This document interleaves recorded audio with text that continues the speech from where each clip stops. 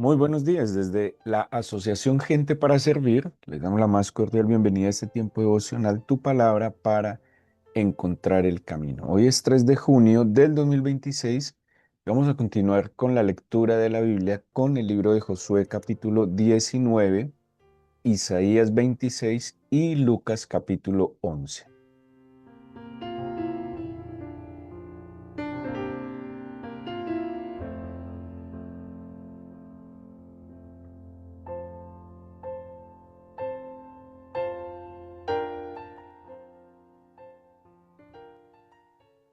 Les invito a que abramos nuestra Biblia en el capítulo 26 del profeta Isaías, Isaías 26. Acordémonos que Isaías está ubicado en Judá. Israel se había dividido en dos reinos. El norte, cuya capital era Samaria, que eran 10 tribus, en este momento de Isaías había sido atacada por Asiria. Había sido dispersada, las 10 tribus habían sido dispersadas y mezcladas. Y Judá, el reino de Judá, cuya capital era Jerusalén, estaba asediada por los asirios. ¿Sí? Es como el contexto general del profeta Isaías. Isaías se cree, pues por los datos que nos da la misma Biblia, que hacía parte de la familia de los reyes, o sea, era un hombre acomodado. Hemos hablado que los profetas, no es que el profeta fuese una profesión exclusiva, sino que ellos tenían otras tareas, em, otras profesiones. Tenemos profetas que fueron sacerdotes, profetas que fueron campesinos, profetas que fueron hombres comunes, como también en el caso de Isaías, que era un hombre que hacía parte de la familia de la monarquía. El capítulo 26 de Isaías es un capítulo muy especial, de la misma manera que el 25 es un cántico de alabanza. De hecho, se cree que era un himno litúrgico, o sea que se cantaba en el culto judío, seguramente en las sinagogas, y es un cántico de esperanza. ¿Sí? O sea, ¿qué están viviendo ellos? Bueno, digamos que Isaías es el último profeta, es como la última oportunidad que el Señor le da a Judá de que se arrepienta, porque lo que va a venir es el exilio. Cuando aparece en escena Jeremías, que es el profeta posterior a Isaías, con Jeremías ya no hay chance, ya el juicio está determinado, ya así el pueblo se arrepintiera, ya el Señor había determinado que ellos serían exiliados a Babilonia. Pero en Isaías todavía quedaba un chancecito de evitar este castigo, de evitar esta consecuencia como fue el exilio. Bueno, entremos en materia un poco y veamos este salmo que, como les mencioné, es un salmo muy, muy especial. La primera parte habla de Jerusalén, de la ciudad fuerte. Dice, en aquel día cantarán este cántico en tierra de Judá. ¿Sí? Isaías ya empieza a avisar del exilio. Y este cántico es un cántico de esperanza a futuro. Es muy interesante, pues ver como la conjugación de los verbos en algunos escritos proféticos. Y en este caso, la situación inmediata que se viene es que están bajo el asedio asirio. El Señor empieza a advertir que van a aparecer los babilonios, que serán exiliados. Pero a la postre, el Señor, en medio de su misericordia, a pesar de que ha tenido que dar juicios y castigar la desobediencia y la rebeldía de su pueblo, el Señor siempre habla de un remanente, ¿sí? En medio de las consecuencias que experimente la gente por el pecado, siempre habrá una oportunidad, siempre habrá, digamos, un plan B de salvación, siempre estará extendida la misericordia del Señor, ¿sí? Em, los juicios del Señor, porque Él es el juez justo y eso no lo podemos negar, que yo creo que por eso la gente a veces abusa de la bondad del Señor porque desconoce que es el juez justo.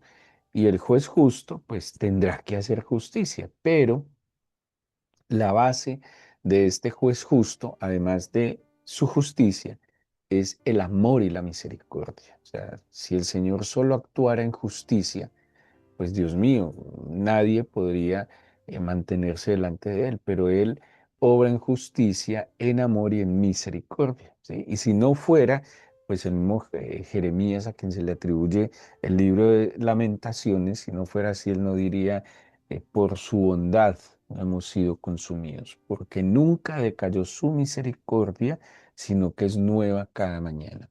Cada mañana el Señor prolonga su misericordia.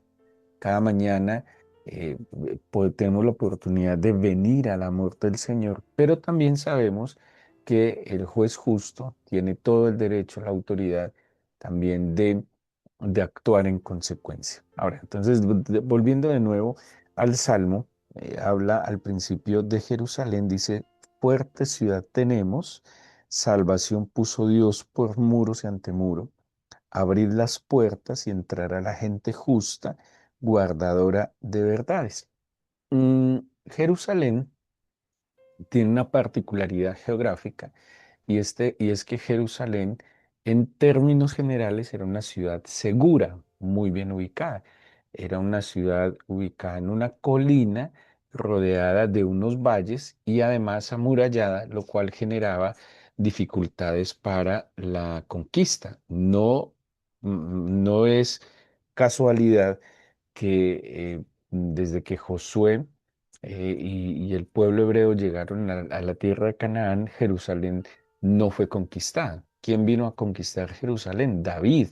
Estamos hablando de muchos años después de que Josué llegara, incluso más de 200 años de que Josué llegara a la Tierra Santa para conquistar a Jerusalén. Era una ciudad muy difícil de conquistar, por esto que acabo de decirles. Incluso hay un salmo que dice, así como Jerusalén tiene montes alrededor de ella, así el Señor está alrededor de su pueblo. La misma ciudad era segura, ¿sí? Ahora, ¿qué les pasó a ellos? Hubo un exceso de confianza en las añadiduras del Señor y no se confiaron plenamente en el Señor, ¿sí? Y ya sabemos que Jerusalén tristemente termina cayendo y no va a caer una vez en la historia, una ciudad obviamente muy resistente, pero al fin de los tiempos terminó cayendo, cayó con los babilonios, cayó con los, bueno, digamos con los griegos no cayó del todo y cayó con los romanos. Volviendo aquí entonces, primero habla de la ciudad fuerte como medio de bendición y de protección que el Señor les da, ¿sí?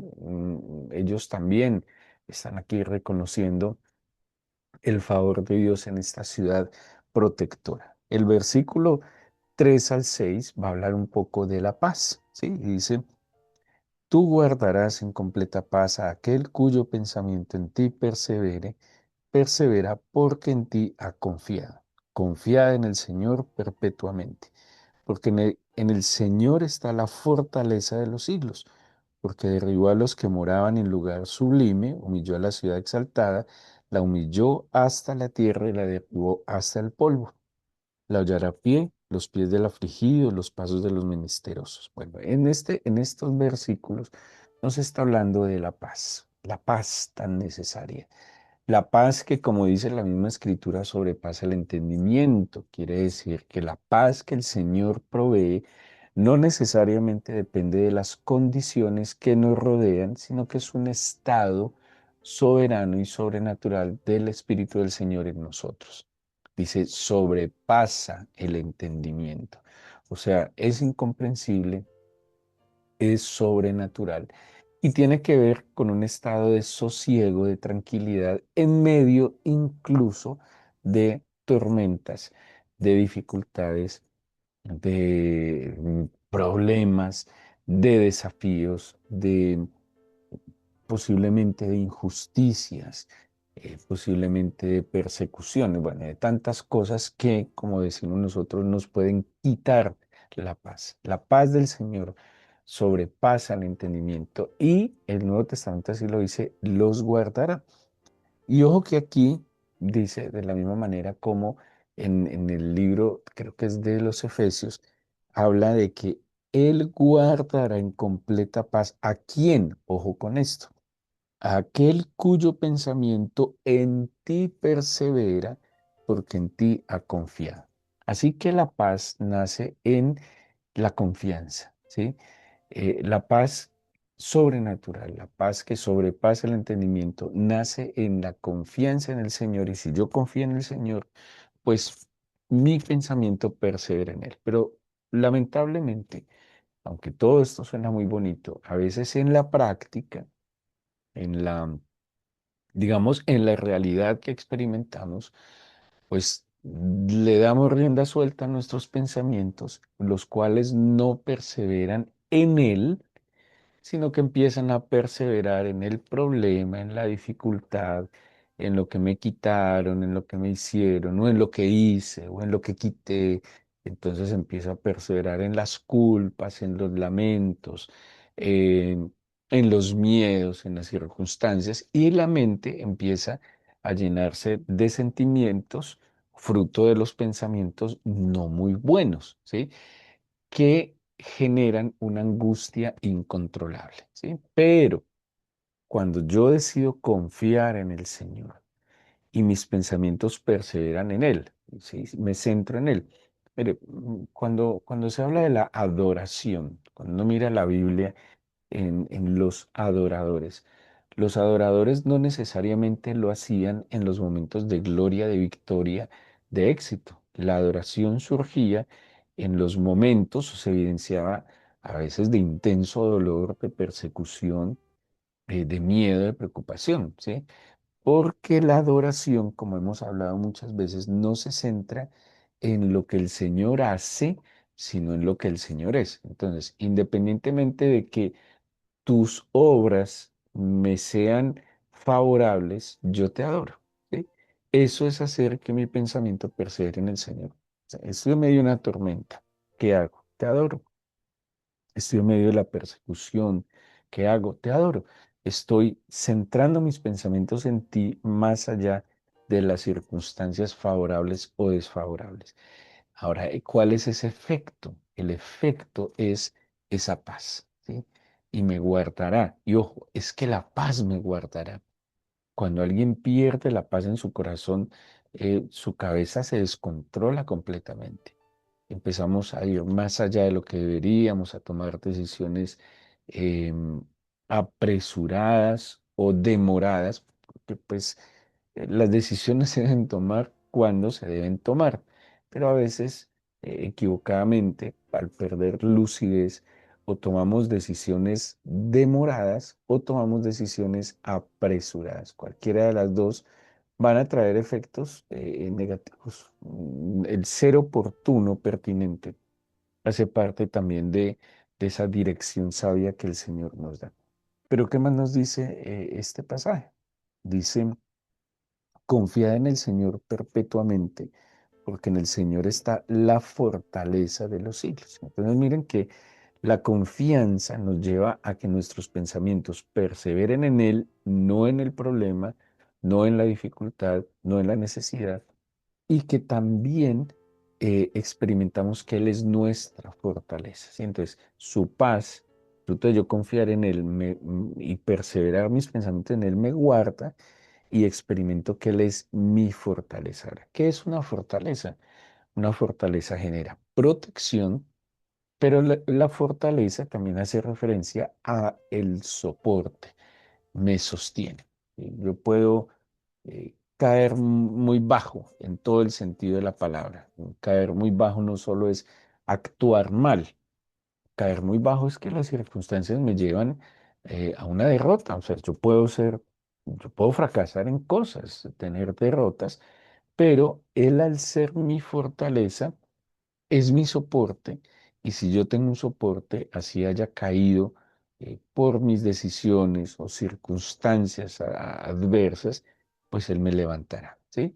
Y en esa confianza de que Él es mi paz, Él me levantará. Luego viene y habla el versículo 5 que derribó a los que moraban en lugar sublime, humilló a la ciudad exaltada, seguramente se refiere a Siria, que es el imperio dominante de la época, como una profecía hacia Siria, dice, lo humilló hasta la tierra, la derribó hasta el polvo. ¿Sí? Entonces, de alguna manera es un contraste al inicio de la ciudad fortalecida, Jerusalén, pues que es asediada y atacada, y aquella ciudad que se presenta como fuerte, dominante, es la que va a ser derribada. ¿Por qué?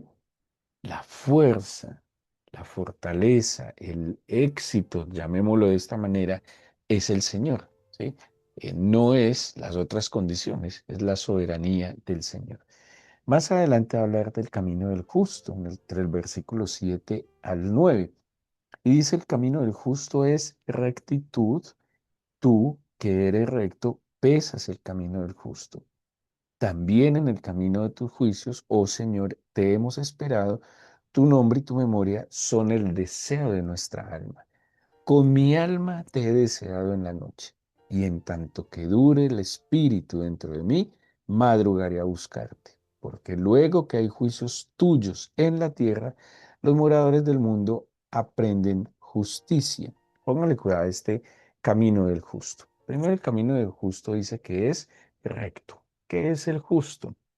El justo no es aquel que nunca hace injusticia.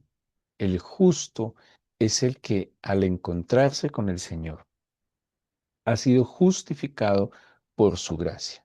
Ahora, el justo, aquel que ha sido justificado, aquel que a pesar de haber fallado, y estar condenado por sus pecados, al ser justificado, entiende que es una nueva criatura, ¿sí? Dice Corintios, de modo que si alguno está en Cristo, nueva criatura es, las cosas viejas pasaron, todas son hechas nuevas.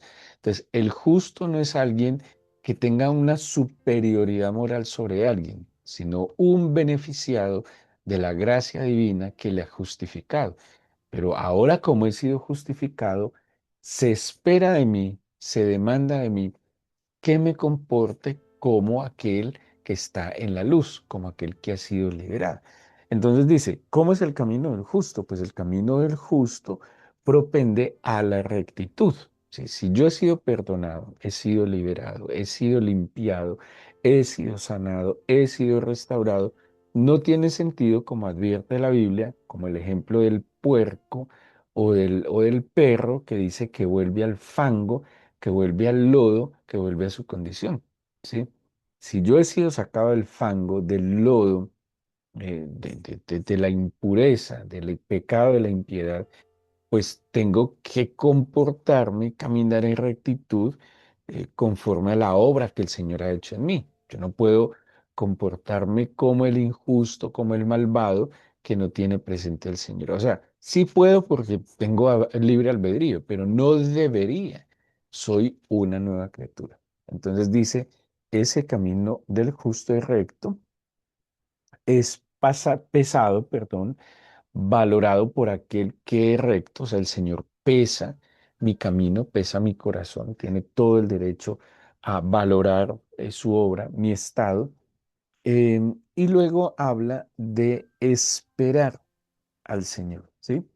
Dice que este recto espera al Señor, en el Señor. Dice, te hemos esperado. La esperanza es compleja porque pues muchos nos desesperamos en la esperanza, ¿sí? Porque la esperanza implica, va de la mano de la paz, va de la mano de la paciencia, implica estar quietos. Ojo, no estoy hablando de la pasividad, de eso expliqué algo ayer, sino saber que el Señor es el que determina todas las cosas. Yo hago lo que a mí me corresponde, pero como dice la Biblia, el caballo se alista para la batalla, pero el Señor dará la victoria.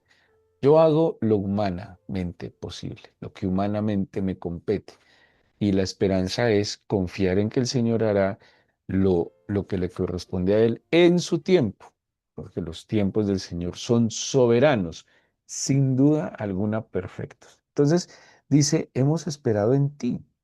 y tu nombre y tu memoria son el deseo de nuestra alma. Entonces mire que el justo camina en rectitud, sabe que sus obras son valoradas, espera al Señor, ¿sí?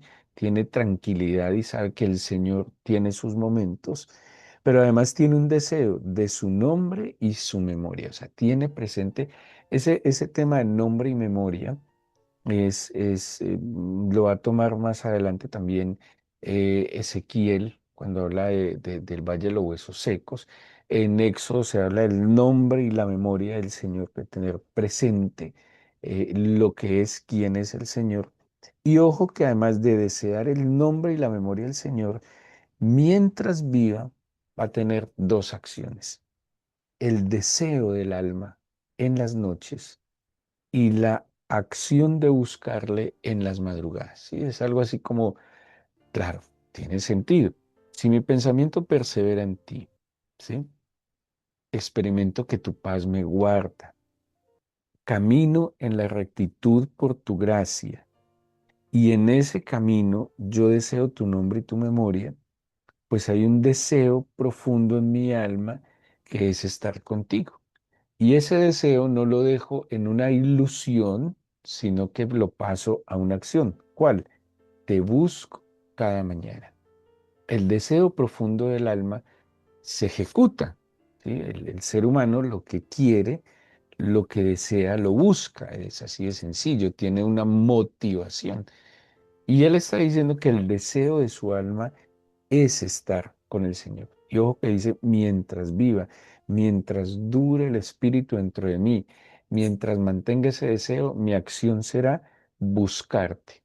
Ese tema de madrugar, ¿sí? De en la madrugada, de en la mañana, buscarte, está demostrando prioridad. Como te deseo, Señor. Yo hago todo el esfuerzo para buscarte en la mañana. Por eso, estos tiempos de madrugada de buscar al Señor no empiezan cuando nos suena el despertador en la mañana, sino en el deseo de la noche. Quien desea madrugar a buscar al Señor, pues procura de descansar temprano, de descansar a tiempo, ¿sí?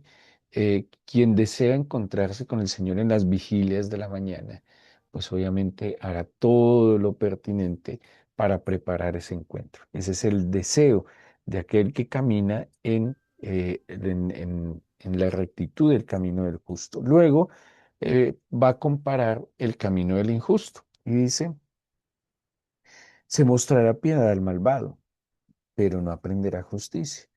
En tierra de rectitud hará iniquidad y no mirará la majestad del Señor.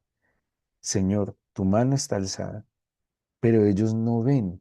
Verán el fin y se avergonzarán los que envidian a tu pueblo, y a tus enemigos fuego los consumirá. Más adelante dice, Señor Dios nuestro, otros señores en el 13, fuera de ti se han enseñoreado en nosotros, pero en ti solamente nos acordaremos de tu nombre. Muertos o no vivirán, han fallecido, no resucitarán porque los castigaste y destruiste y deshiciste todo su recuerdo. Bueno, hace como una, un paralelo con el camino del injusto que a pesar de que el Señor le ha mostrado piedad, de que a pesar de que el Señor le ha mostrado su misericordia, no quieren aprender. Y es como la decisión que cada uno toma. Por un lado, quien ve la bondad de Dios, la reconoce y se ajusta a ella. Y por otro lado, quien la ve también, pero no la acepta y la rechaza. Versículo 12, de nuevo aparece, el Señor, tú nos darás paz, porque también hiciste en nosotros todas nuestras obras. Como hemos venido orando en estos 21 días de ayuno, por la paz. Y la paz no se le puede pedir a aquel quien es generador del conflicto, ¿sí? La paz no se le puede pedir a aquel que no tiene paz en su corazón.